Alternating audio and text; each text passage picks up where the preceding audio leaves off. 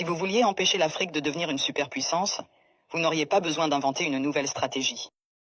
Le plan a déjà été écrit, testé et perfectionné au fil des siècles. Vous commenceriez par vous assurer que l'Afrique ne s'unisse jamais. Le moyen le plus simple de le faire est de maintenir les gens divisés selon des lignes ethniques, tribales et religieuses. S'ils commencent à travailler ensemble, rappelez-leur les griefs passés. Ravivez les vieilles blessures, financez les mouvements séparatistes, maintenez les différends frontaliers non résolus. Assurez-vous qu'à chaque fois qu'ils font un pas en avant, ils en font deux en arrière parce qu'ils sont trop occupés à se battre entre eux. Vous installeriez des dirigeants qui servent des intérêts étrangers, pas leur peuple. Trouvez les plus corrompus, les plus facilement manipulables, ceux qui désirent la richesse et le statut plus que le progrès. Offrez-leur le pouvoir en échange de leur loyauté. Si un leader émerge qui se soucie réellement de l'Afrique, débarrassez-vous de lui. Assassinez-les si nécessaire. Mais si c'est trop compliqué, déstabilisez simplement leur gouvernement et soutenez un coup d'État.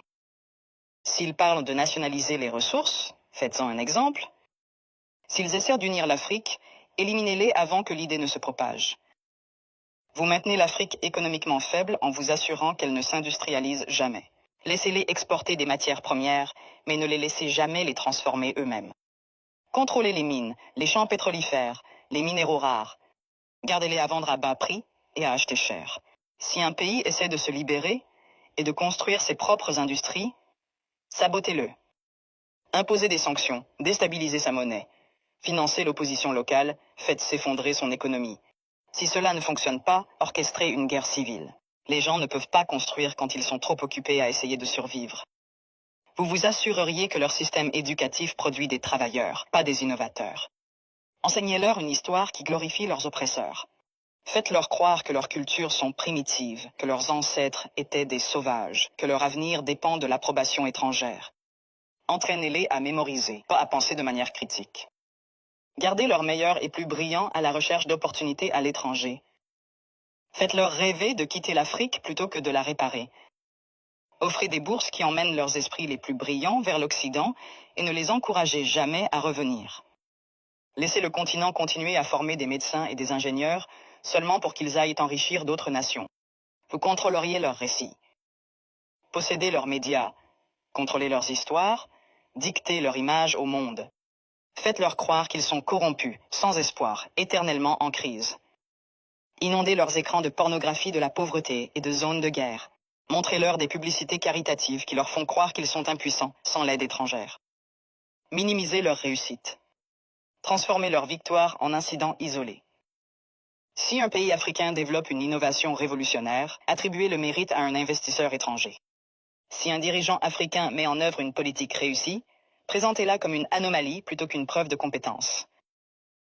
Vous vous assureriez qu'ils restent dépendants, les noyer dans la dette. Offrir des prêts avec des conditions impossibles. Les forcer à tout privatiser pour que des entreprises étrangères possèdent leur eau, leur électricité, leurs terres. Lorsqu'ils luttent, leur donner juste assez d'aide pour les maintenir en vie, mais jamais assez pour les rendre autonomes. Utiliser des œuvres de charité pour créer une culture de dépendance plutôt que de résilience. Les faire penser que l'intervention étrangère est nécessaire, qu'ils ne peuvent pas résoudre leurs propres problèmes, qu'ils ont toujours besoin d'aide de l'extérieur. Vous supprimeriez leurs forces militaires. Maintenir leurs armées faibles, leurs industries de défense inexistantes. Leur vendre des armes pour qu'ils se battent entre eux, mais ne jamais les laisser développer une technologie militaire de pointe. Si un pays essaie de construire un système de défense solide, l'accuser d'être une menace pour la stabilité. S'assurer qu'ils aient toujours besoin de casques bleus étrangers, de bases militaires étrangères, de conseillers étrangers contrôlant leur sécurité. Les garder vulnérables à l'invasion, aux coups d'État et à l'ingérence étrangère. La formule est simple. Diviser, corrompre, exploiter, désinformer, contrôler. Les maintenir en train de se battre entre eux. Les faire regarder à l'extérieur pour des solutions. Les garder pauvres, dépendants, en insécurité. S'assurer que chaque tentative de se libérer rencontre une résistance si forte que la génération suivante y réfléchisse à 2 fois avant d'essayer à nouveau. Ce n'est pas une théorie, c'est l'histoire. La vraie question n'est pas comment empêcher l'Afrique de devenir une superpuissance. C'est comment l'Afrique peut briser le cycle, malgré tous les efforts pour la maintenir à terre.